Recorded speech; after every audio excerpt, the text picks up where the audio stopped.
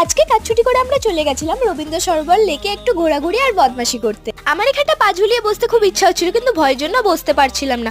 আর এদিকে শুভ্র একটা পোজ দিতে গিয়ে হুমড়ি খেয়ে পড়েছে। তারপর আমি তোমাদের সাথে ফটো তুলে নিলাম। এদিকে একটা ছেলে একটা মেয়েকে ফুল দিচ্ছিল দেখে শুভ্ররও মনে হলো যে না আমারও দেওয়া উচিত, বিবেকের খাতিরে দিয়ে দিল। আর আমি ওই ফুলটাই আবার হাঁসগুলোকে দেওয়ার চেষ্টায় লেগে পড়েছি। দেন শুভ্র আমাকে বলছিল দেখো আমি গাছটায় ঝুলবো, আমাকে ঝুলে দেখিয়েও দিল। তারপর আমরা চলে যাই একটু জিম করার জায়গায়। ওখানে গিয়ে আমরা এই রোগা শরীরটা আরো স্লিম অ্যান্ড ট্রিম করার জন্য লেগে পড়ি। আর শুভ্র আমাকে বলছে পেছনে বসো, জাহাজ চালাচ্ছে নাকি। যাই হোক, তারপরও এটা করে আমাকে দেখাচ্ছে যে দেখো আমার মসল কত বেড়ে গেছে।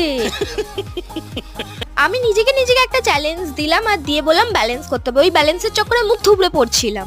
এদিকে আমার পেছনে কাটি করা সব তো কোনোদিনও গেল না। ওখানে একটা কোকিল বসছিল, আমি তার পেছনে কাটি করতে ঠিক চলে গেছি। আর এই কাকু শুভ্রকে চ্যালেঞ্জ দেয় যে এটা 50 বার করতে হবে। তোমরা কমেন্ট করে জানিও যে ও 50 বার এটা করতে পারবে কি না।